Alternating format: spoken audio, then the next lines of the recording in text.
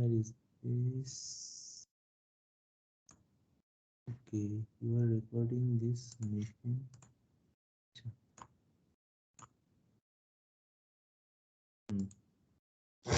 Okay, so it says that I should inform everyone that I'm recording. So those are you who are here, I'm informing you that I'm recording. Okay.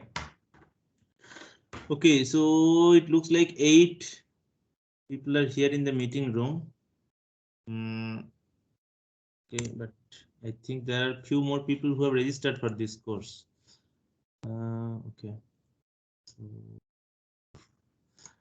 okay.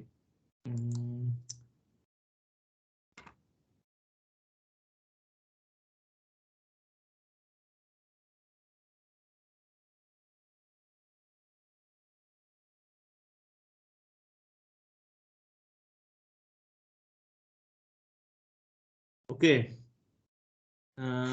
So then I'll start. Okay.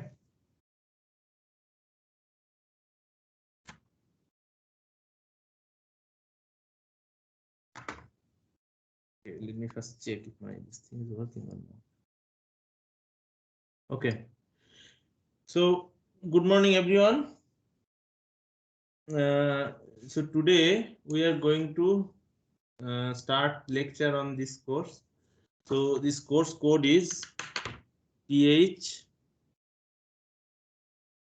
513. Okay, and the title is magnetism at nanoscale. Is my screen visible to everyone? Visible, sir. Yes, sir. Visible, Yes, right? sir. Okay. So those of you who already have attended my classes earlier, I think MSc students know already that I try to use one of these writing boards. So there I write, and it is basically PowerPoint that I use for writing. Okay. So I'll be handwriting on this PowerPoint, and later I will be circulating, or I'll be basically uploading it onto the website or some server. Okay, these links. So this lecture, whatever details you can download and read later, but that doesn't mean that you will not take notes at your side. Okay, please take notes from your side also. And so that is first point. And second thing is that so classes are usually going to happen on regular slots. So the reason we had little bit of kind of delay in this thing is because I was not sure that finally who are going to register and finally who are not going to register. Okay, because usually what happens is that in during pre-registration, some students register for a course, especially elective, and after that they leave the course, right? So first few lectures sometimes get wasted. So that is why I waited a little bit so that I know finally who are going to come to this class. Okay. Is it clear? Yes, sir. Yes, sir. People are waiting in the lobby. Okay, let me see how to do this. Stop sharing. Okay. Okay. So who are here? I see Rajat, Saurabh, Sachin, Saurabh, Sushmita. So who else has taken this course and is not here today?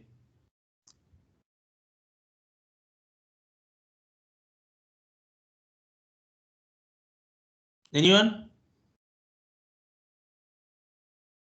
Saurabh? Hello, yes, sir.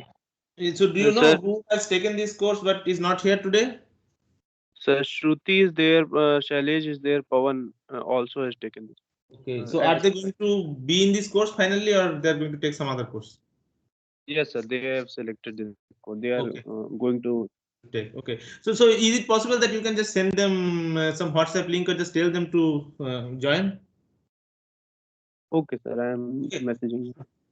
Because I don't want people to miss the class. Then basically it will be like, it will be like a little bit broken down sync. Anyway. Okay. So let us start then. Okay. So here. Okay. So as I wrote down here that this course title is PH 513 and is magnetism and nanoscale. Okay. So the course credit is I think 3006. Okay, which means that there will be 3 lectures per week. Okay, but I might be taking one more for few weeks just to compensate in case it is required, but I don't think it will be required because usually in online mode we cover a little bit more than what we do usually in like classroom courses. That is my understanding from last course. Okay, and so the instructor is me. Okay, so I think most of you know already me, so I don't need to introduce again. And so my email ID you already know, I think, and my contact details are also here. Okay, so anyway, I'm writing here again. So my email is a@iitp.ac.in. Okay, and my mobile number is this one. Okay, so I am also on WhatsApp on this number. Okay, so if you want to send me some message or if you have some kind of like confusion, you can also write here to this number. Okay, and so and also last time during atomic physics course, what we did is that we created an WhatsApp group, which was I think useful, right? Okay, so this time also, if you guys want, you can create a WhatsApp group. Do you feel that you need it? Yes, sir. Okay, then you Yes, take sir, the we need. responsibility, you collect all the numbers, okay? And add me also, okay? Okay, sir. Okay, take care. Okay, very good. Okay, so let me save this thing. Let's save it to desktop for the day.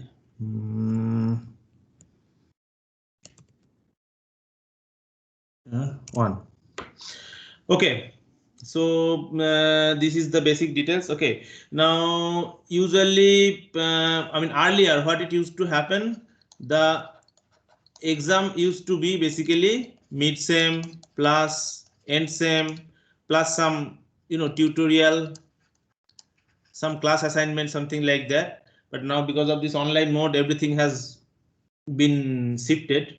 Okay, but typically I don't know, I mean what will be the credit for individuals of them, but we'll have some credit for mid sem, some credit for end sem. Okay, and some tutorial will be taking in between. Okay, and usually what we did earlier is that at the beginning of the semester, some topic is given to everyone.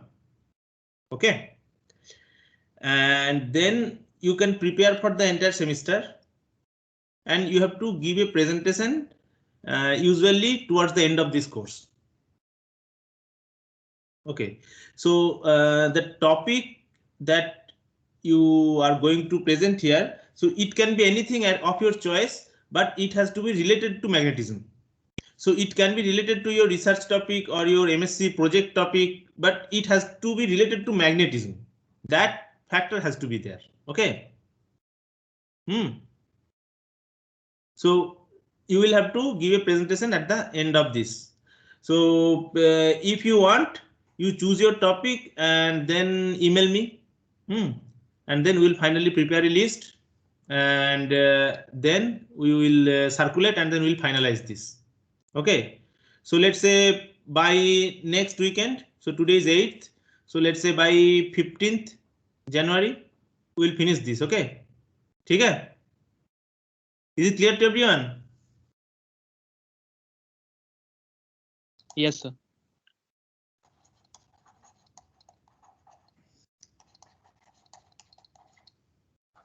Okay, good. Okay, so okay, so as the course title suggests, this is magnetism at nanoscale. So primarily we'll be talking about magnetism and magnetic behavior of different materials. I mean, and basically the physics behind it. Okay, so we will be needing some background of quantum mechanics, statistical mechanics, solid state physics, which you have already covered. Okay, so I guess you already know these things. So we'll be using them from time to time. Okay. Now let me come back to the important part, books. Okay, so which book we'll be covering? So the primary book which we use as a textbook here is basically this book by Stephen Blundell. Okay, so the book title is, I think, Magnetism in Condensed Matter Physics. Okay, so this is, I think, Oxford publications or publishers. Okay, so I have a hard copy, and you can actually find the soft copy over the internet. Okay, if you don't have, let me know. I'll try to find.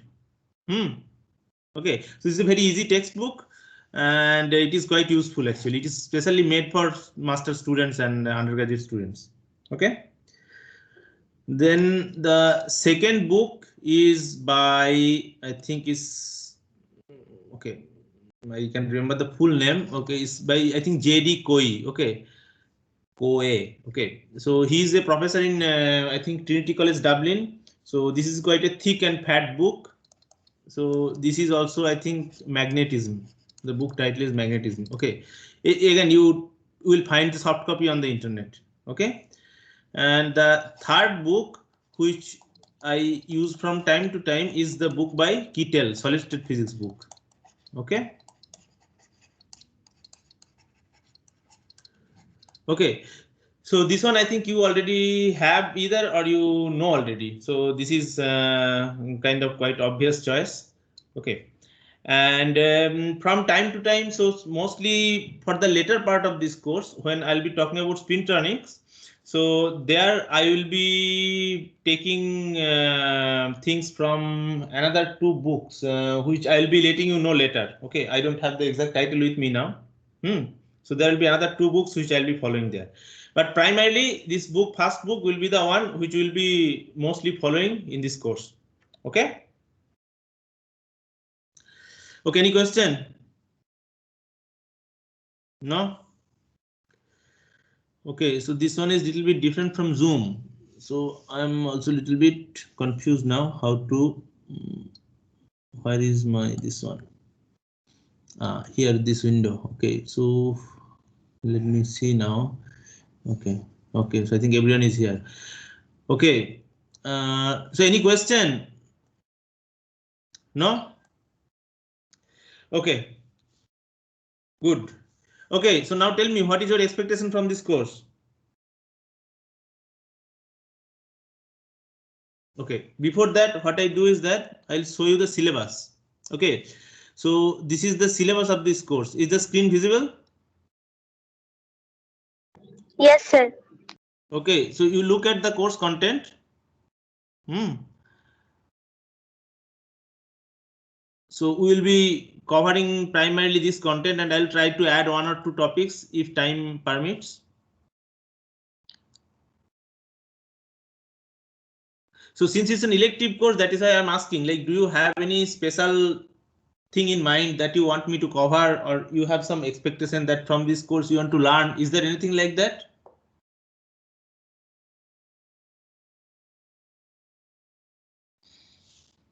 Okay. Okay, so if not, then let us first discuss the syllabus. Okay, so it says that first topic is why magnetism at nanoscale. Okay, then it's experimental methods, then magnetic anisotropy, magnetostriction and its effects on stress, domains and magnetization process. So these are mostly basic description of magnetism. Then it goes to different models. Okay, XY model, Heisenberg ferromagnet. Then it goes to the magnetism of electron gas. Then basically different excitations, and then it goes to, I think, yeah, this spin waves and experimental techniques, and then angular momentum, which you have studied already, and then different other orderings like superparamagnetism, and then quantum magnetization, Josephson effect, and towards the end, basically these things like magnetoresistive sensors, tunneling devices, MRAM, GMR, spin valve based biosensors. So these things are mostly spintronics, okay, which we will be covering at the end. Okay, so okay, so if done, then I'm minimizing this. Okay, and we are starting our lecture today. Okay. So now let us first start with magnetism. Okay. So what do you know about magnetism? Any answer?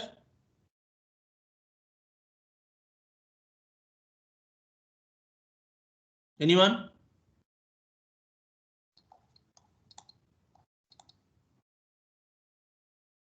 So we basically see some materials to be magnetic or non-magnetic. That is our basic understanding, right? Yes or not? Yes, sir.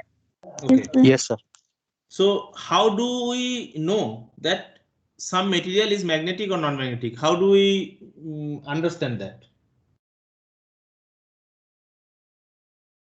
Any idea? By bringing some other magnetic material, magnet, Hmm? by checking the interaction of the matter with some other magnetic material. Like? Like if one matter is magnetic, then we bring another matter which we previously know that it is a magnet and see the interaction, like the interaction between two magnets.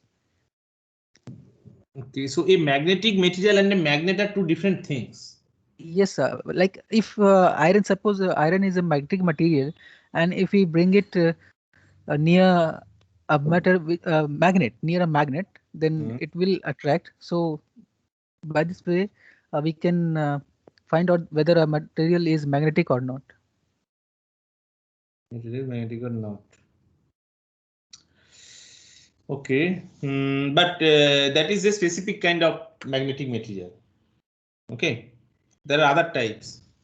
Okay, so let us first talk about what are the different types of magnetic materials.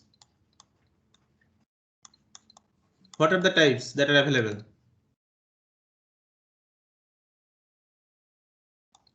So you know ferromagnets, Sir, paramagnetic ferromagnets, and diamagnets, right? Okay, and how are they characterized, or how do you differentiate between them? Any idea? Susceptibility, sir. Very good. Okay, who answered this? Arpita. Okay, bolo. Okay, susceptibility. Okay, so this is defined by this relation roughly. Okay, so what is it exactly physically correspond to? Any answer? Okay, let us go back into a little bit more details. What is M? magnetization. Magnetization. Okay, and what is H? Magnetizing intensity. Hmm? Intensity, magnet. What is H? So What is the magnetizing H? intensity. Okay, so it is generally the magnetic field. Okay, we can broadly say. So it is either H or B, right? Rajat, Yes, sir. I don't hear your voice. Why are you so silent? Nothing, sir. You okay? Yes, sir. Okay, chalo. Okay, so M is magnetization and H is the magnetic field. Okay, and susceptibility is the ratio between these two. Okay, so what does it tell us? How easily measure of easiness with which material will be magnetized. Okay, very good. Okay, so basically, see, H is the magnetic field which we apply externally. Okay, so it is like an independent variable, and M is the degree of magnetic ordering that is represented by magnetization. Okay, so this is a response. or a result. Okay. So if we have a certain H for a given material, we get a certain M from that particular material at that particular field, right? Okay. So it is the result of that excitation. Okay. So one is a cause, other is an effect. Okay. Is it clear? So this function is basically a response function. Okay. So it tells us the goodness of the excitation in that particular material. Okay. So we can also write it as dm by dh. Okay. So in a similar manner, you have also seen electric susceptibility, right? Yes or not?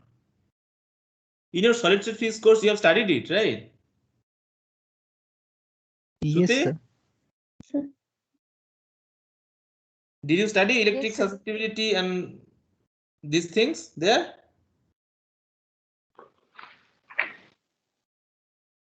Yes or not? Hello. Hello. Yes, sir. Yes, sir. Okay, so what will, I mean, is there a susceptibility there? Electric susceptibility. Yes, sir. Okay, so what will be the quantity in place of M there? In place of M, there is P, polarization. And H, what will be the quantity? E, electric field. Yes, okay. So for electric case, this is basically P divided by E. Okay. So now if we compare between these two, you see E is the external electric field. Okay. And P is the polarization, or let's say the degree of alignment that is created in that given material as a result of this external electric field. Okay. And whether the value of P is high or low, that determines the value of the susceptibility. So if susceptibility is high, that means the degree of polarization or degree of magnetization is high, which means that the material is more magnetic, or let's say more electrically polarizable. Okay, right? So in general, this is basically a response function. Okay, is it clear? Okay. So now if the value of sky is high, then we typically call this material as what? What do you call it? Ferromagnetic. Ferromagnet. Ferromagnet. And what is the electrical equivalent? Ferroelectronic. Ferroelectric. Ferroelectric. Ferroelectric. Ferroelectric. So the material will be called ferroelectric material and the property will be called ferroelectricity. Okay. Here it will be called ferromagnet and ferromagnetism. Okay. Right. Okay. So let us try to see. Okay. So see, the understanding of these courses is that you learn something. Okay. So you ask questions all the time. Even if you don't understand, ask me a question. Okay. So since this is an elective course, we have scope of going outside the syllabus and everything. Okay. So let's say if this is H and this is M, I think somebody's not. Okay. So is there anyone waiting in the lobby or something? I heard some noise.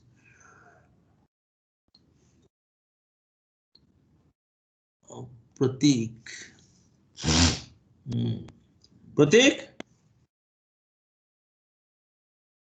Pratik? Can you hear me?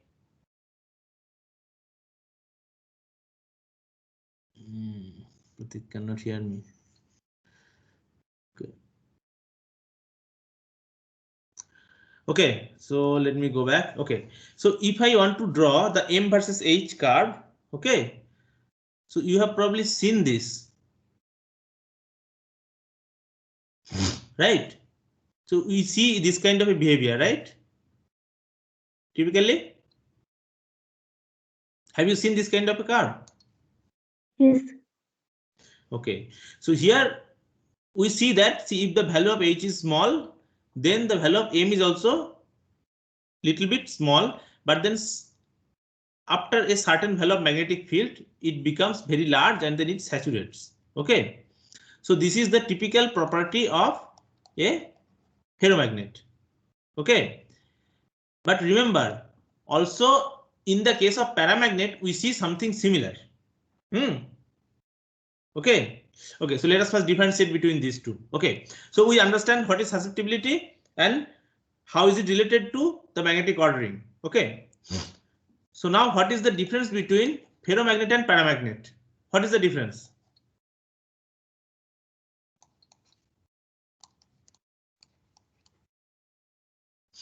Any idea?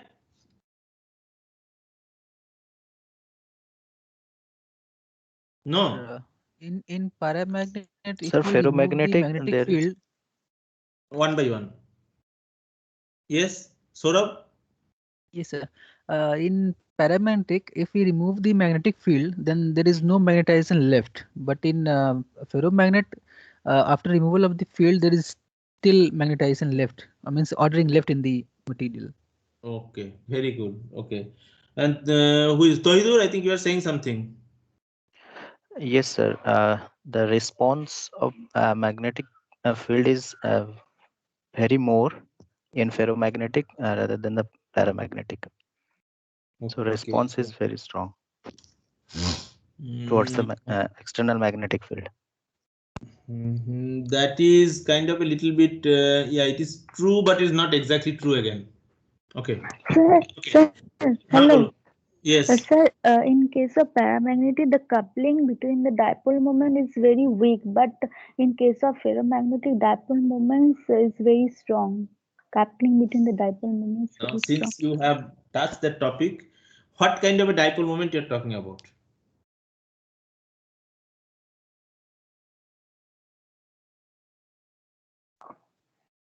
Sir, I meant to say that No, this is coupling okay. What you said, see, I'm not criticizing. Okay, we are basically trying to get into the details.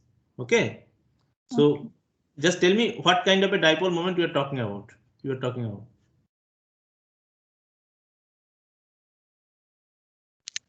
So okay, May so I, what sir? different kinds of dipoles you know? Yes. Okay, anyone? This one Yes, was sir. discussed last course. Magnetic dipole moment, electric dipole moment. Okay, very good.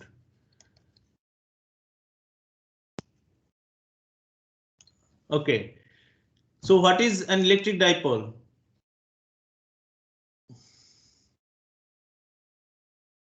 Combination of equal and opposite charge. That is true. Dipole, magnetic dipole. Hey, MSc students are very silent, huh? Tanya?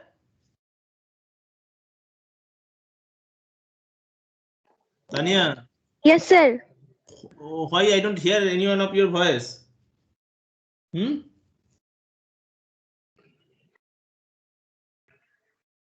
just because some seniors are there in the class doesn't mean that you will not talk. You should also interact. Okay, tell Yes. me what is the difference between electric dipole and magnetic dipole?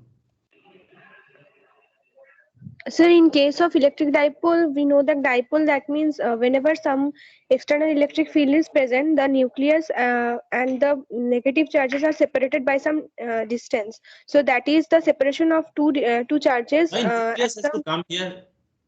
Yes, sir. We're just talking about dipoles. Why nucleus has to come here? Sir, that means the positive charge and the negative charges are separated by some distance. So that is called the electric dipole. Yes, yes. And in the case of magnetic dipole? Sir, in case of magnetic dipole, it's basically the I mean, when one electron is revolving around the protons, then one dipole moment is created. That is the mu L vector called the magnetic dipole. Okay, so in very simple language, what we can say is that here two electric charges are separated by a small distance that are equal and opposite in value. Okay, right? That will give you an electric dipole moment. In the case of a magnetic dipole, it is basically equivalently we can say a north pole and south pole are separated by a small distance. But we will see that this is basically equivalent to a charge carrying loop. Okay, which basically Tanya just mentioned. Okay, is this clear? So dipole means like both poles. So here basically positive and negative charges, and here it is basically, let's say, two different magnetic poles. Okay, right? Okay, is it clear? Yes, sir. Okay, so now coming back to the difference between ferro and para, I think Orpita said something, that the interaction. Okay, so what sort of interaction you are talking about here?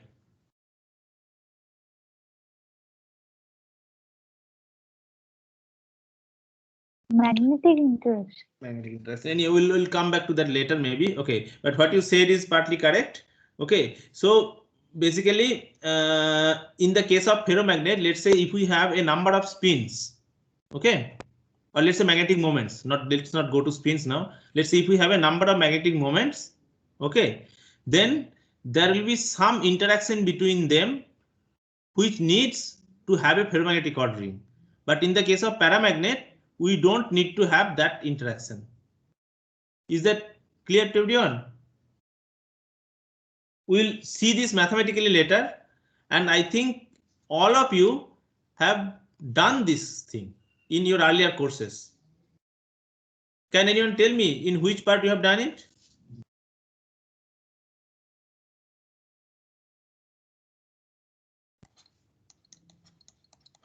Anyone? So can you repeat the statement? Okay.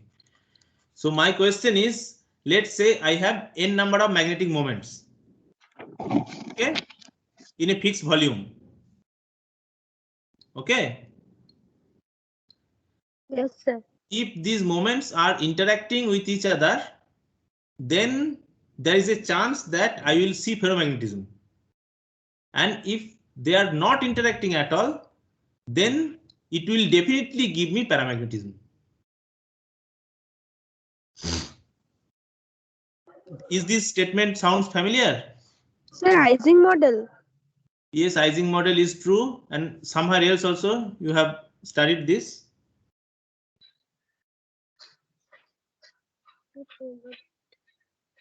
Okay, so if you remember in statistical mechanics, you have studied the canonical ensemble, right? Yes, sir. Or even I think microcanonical also you have studied. So let's say the Yes, canonical sir. one is easy one. So in the case of canonical ensemble, you have probably studied that you have n number of some spins in a volume V, right? Yes. N up is number of up spins and n down is number of down spins. You have probably covered this problem, right? Yes, sir. Yes, sir. Huh?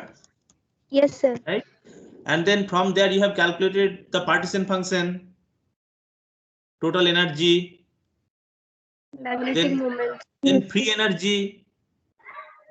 This quantity you have calculated. Yes, sir. We have Then done. you have calculated this, which is basically minus del F del H kind of thing. I think you have covered this thing. Okay. Then you have calculated this from there. Okay. So there you will be seeing that if you plot the susceptibility or let's say magnetization as a function of magnetic field, there you will get only paramagnetic ordering. Okay. Anyway, we'll be covering this later if you have not covered it already. Okay. Anyway, so that is the basic difference between ferro and para. Okay, that in one case you have interaction, in other case you don't have interaction. So this is the quantum mechanical picture. Okay. Anyway, so now if we look at the susceptibility, sorry, magnetization versus magnetic field graph, then in the case of paramagnet, what happens is that this graph passes through the origin. Okay. Right.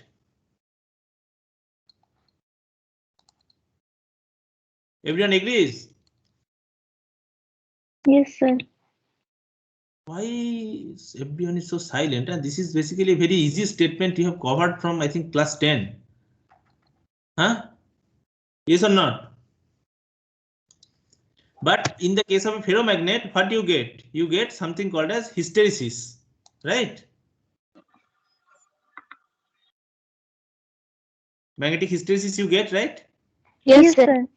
Okay, so what it means that when you are at zero field, your magnetization is not zero. Okay, so even if you are, let's say this is at zero field, right?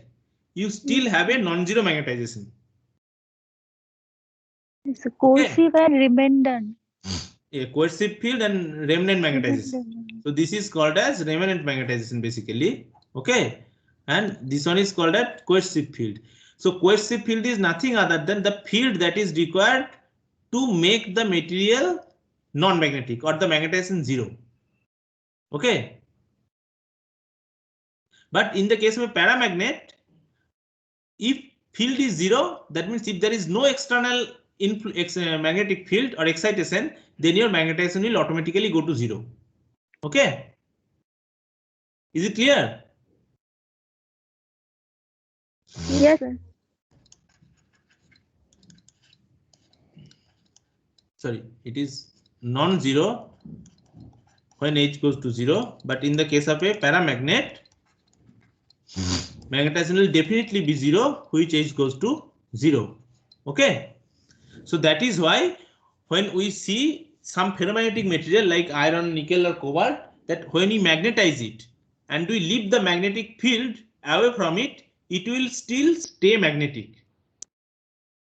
Okay, so you have probably done this experiment in your high school, that you take a small like alpine or something, and if you rub it close to your like a permanent magnet, then you see it becomes magnetic for some time, right? You have seen this thing? No one has seen this. Yes, sir. So basically that alpine, if you bring it close to other alpines, it will start attracting. Okay, because that is made of steel, or let's say which is close to iron.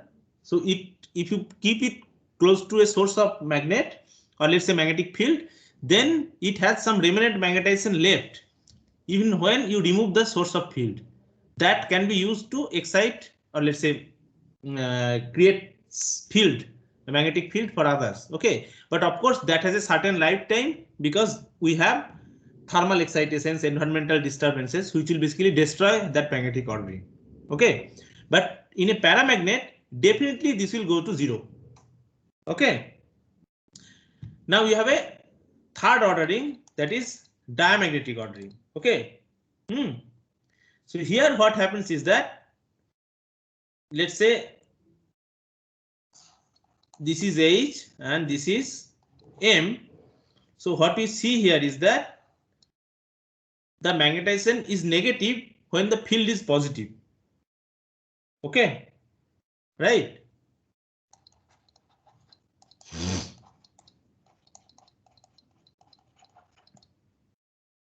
Okay, so it is like opposite response. So if I apply magnetic field in a given direction, the response will come in the opposite direction. Okay. Okay, so now simplistically, if we want to write for ferromagnet, the susceptibility, or not susceptibility, okay, let me not just write susceptibility, but let's say write magnetization. This is basically a function of H. Okay, so this function of H means it will be non-linear, or let's say it can have higher order terms. Okay, like H square, H cube. Okay, for paramagnet, mostly it is linear. Okay, for diamagnet,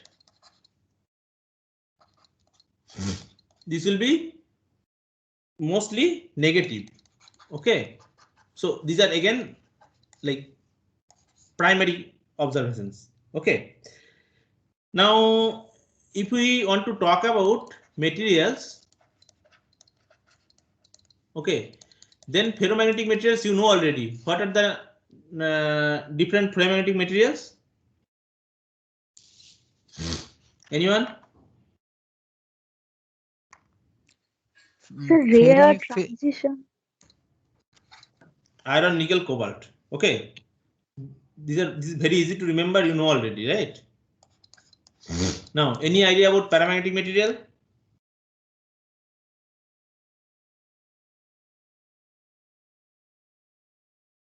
Any paramagnetic material you can name? Na. Give me some example. Copper, for example. Okay. Sodium, sir, sodium.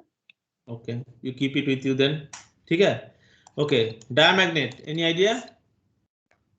Sir, AU's gold, Hg. Gold is diamagnet. Okay, there's a very common example of diamagnet.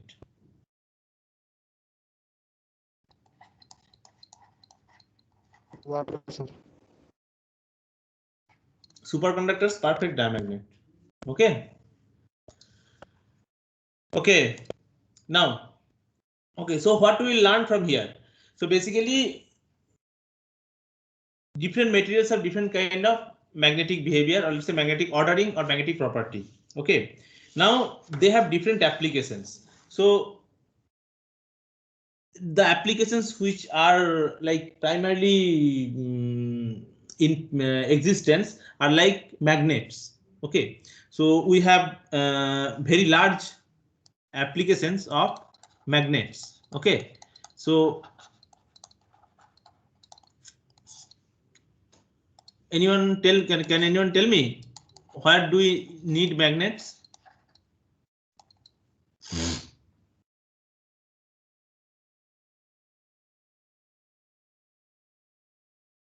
Anyone? Yes, in vehicle fuel measuring device. That's specific.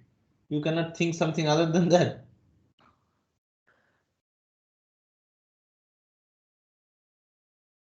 In Sir, electric, many things like electrical things in motors, in hard disks, like right. such Yes. things. Right. So motors you have everywhere. Okay.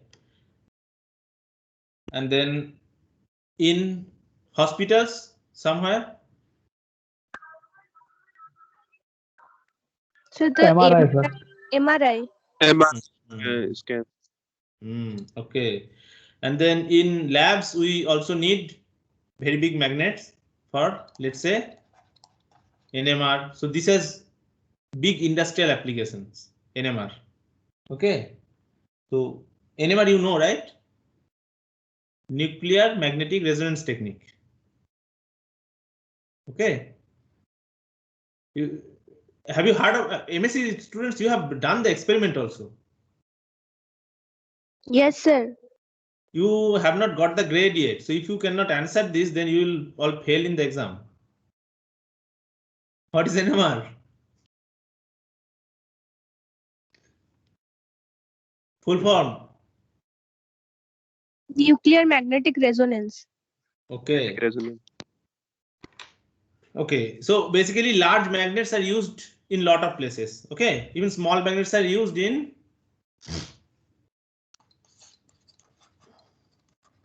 Okay, sensor. So that's what I think Saurav has mentioned, that in sense like this fuel measuring unit and even like multiple places sensors we need. Okay, magnetic sensors. Okay, so third thing is basically, so these are like big magnets where to use. Okay, then we have this thing called as spintronics. Okay, so we will discuss this in very much details later on this course. So this is basically spin electronics. Okay, or when we are talking about quantum mechanical behavior of or the aspect of magnetic properties. Okay, so there we manipulate the spin property and then we use them for different technological applications. So one of them is basically magnetic hard disk drive. Okay, so all your computers, they have something like that. Okay, then magnetic read heads. Okay, so for example, when your disk has some data and then you want to read that data or write that data. Okay, so you need some sensor.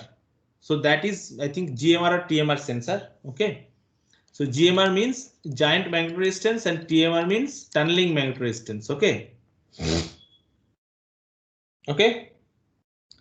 Then you have other spin-based devices like spin valves. Okay, transistor.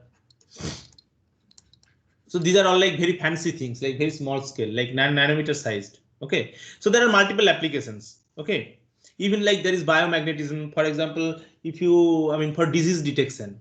Okay, so for example, suppose there are some diseases which can be detected, and some treatments are also being made available through investigating the magnetic property.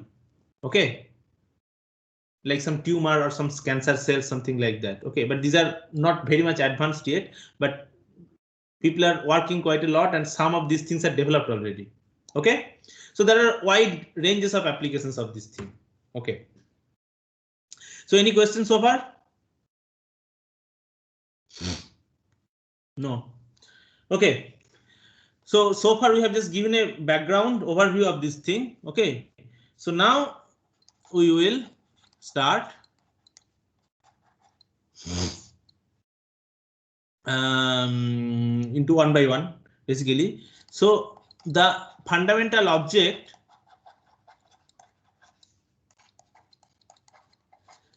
is a magnetic moment. Okay. Now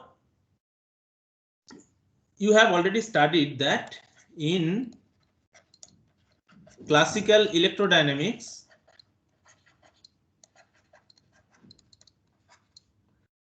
Okay, this moment can be related to a current loop. Everyone agrees with this? Yes or not? Yes, sir. Okay, which means that, let's say if I have an infinitesimally small amount of area, let's say that is ds. Okay, so if it is an area, then it will have a vector direction also, which is perpendicular to it. And let's say if that loop has a current I that is flowing through it, so it has to be a closed loop. Okay, then that will give rise to an elementary magnetic moment, or let's say we can call it a magnetic dipole. Okay, so here what we get is that a magnetic moment d mu will be I times, okay, not A, basically I think it is S which I have used. Okay, ds. Okay, so it is basically an elementary magnetic moment. Okay, so this object is basically equivalent to a magnetic dipole. Okay, any question? No? Okay, so you know already that in the case of an electric dipole, what we have is that we have plus q and minus q, and there is a distance of separation d. Okay, so you basically get a dipole moment that is q times d. Okay, right? Okay, so here also, if we want to compare that, okay, then as I just explained a few minutes back, that electric dipole has basically equal and opposite charges. So here also we should have equal and opposite magnetic poles. Okay, so magnetic dipole should have basically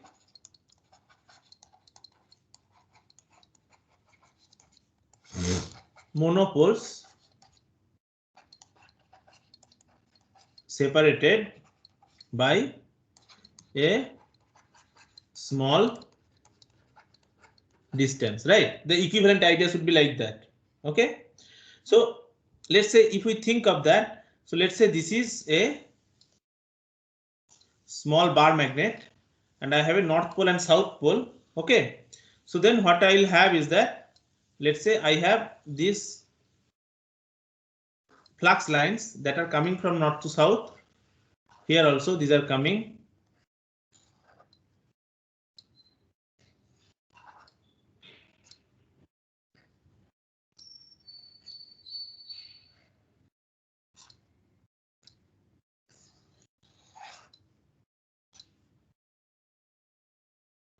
Okay, right? Huh? So that basically we call it as some magnetic moment, or let's say magnetic, this gives rise to some magnetic moment M. Okay, so this is, let's say,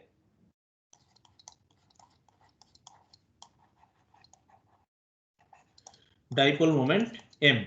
Okay, now if we look at, sorry, this line is very much not straight. Okay. Okay. Now if we look at the electric equivalent of this thing, then what is said is that I have an elementary small area. Okay. And there is a current I that is flowing through it. Okay. So now as we know from our Biot-Savart law, that if we have a current that flows like this, okay, then that will give rise to a magnetic field, which will be in which direction? Like this, right? So here also it will be like that.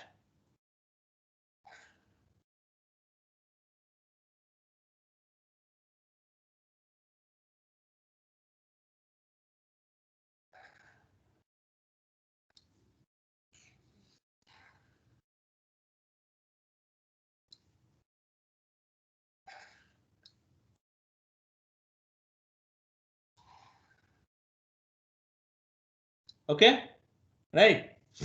So here basically it gives some magnetic field B, let's say. Here also this will give me some magnetic field, and as a result what I will get here also a magnetic moment M. Okay, so this is arising as a result of an electric current I that is flowing through a closed loop. So if we look at the pictures in the left and right, then you see that basically both are exactly identical. Okay, is it clear? So what it means is that this current carrying loop is equivalent to a two-pole model. Okay, so we can also call it as a magnetic dipole, or simplistically we can call it a magnetic moment. Okay. Okay, any question? Sir, Bolo. is there any way to understand this thing just like we understand, I mean, in terms of discreteness? Because the current is flowing. So is there a way that I can see basically in a discrete sense, just like we understood the electric dipole moment? Discreteness, it is not very clear to me. What do you mean by that? I mean, sir, the current is flowing. Suppose the current is flowing in the wire. I mean, how can I say that when the current is flowing? I mean, what can I do to know that I have the dipole moment?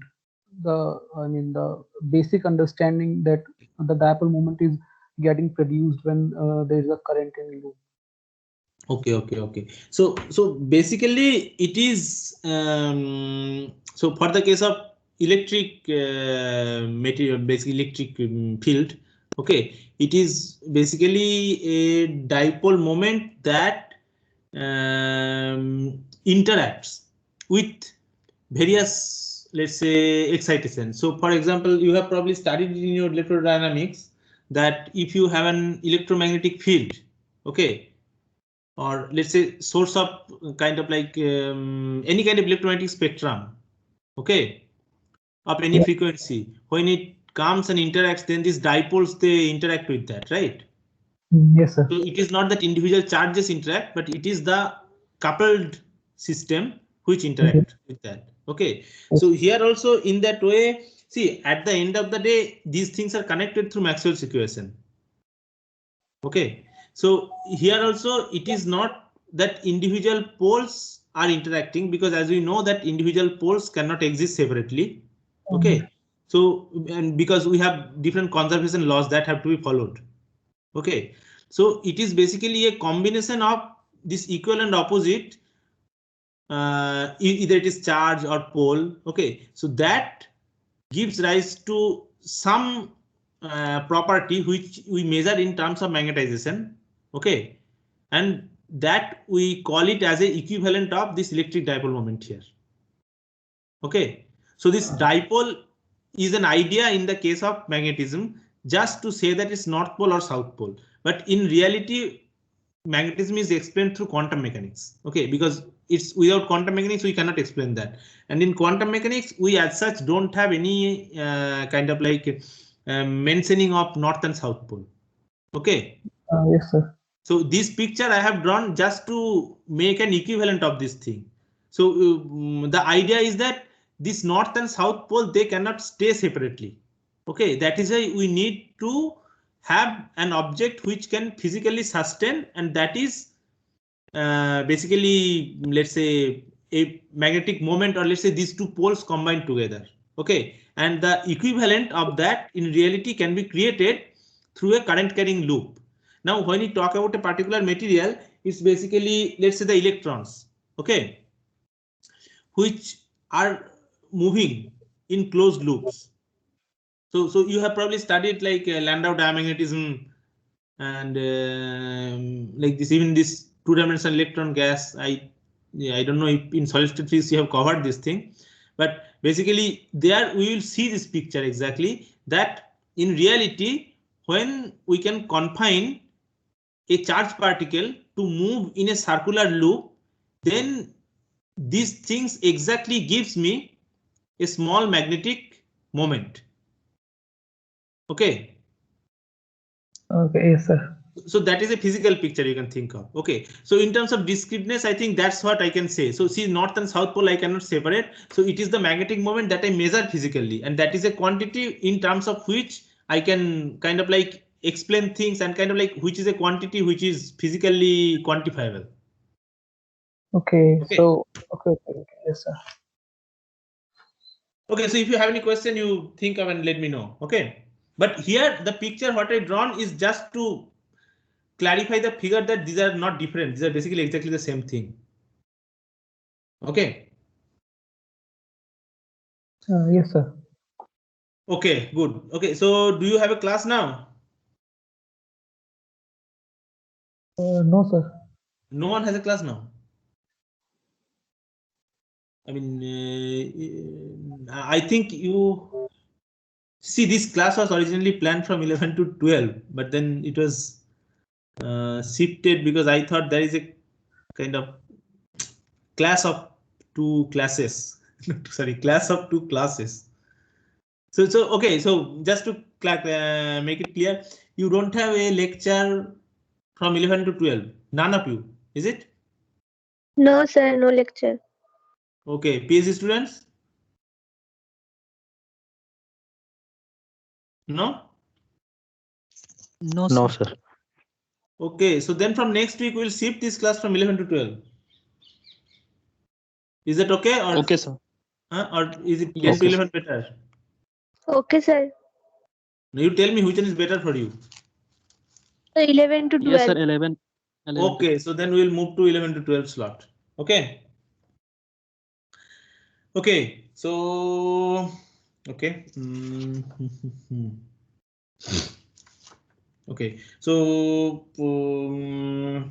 okay, yeah, I think we'll stop today here. Okay, so any question so far? No? Okay, so then we'll stop here, and so I have to see that if I am able to record this thing. So where is my thing? Stop recording. Okay, so stop recording. Yes.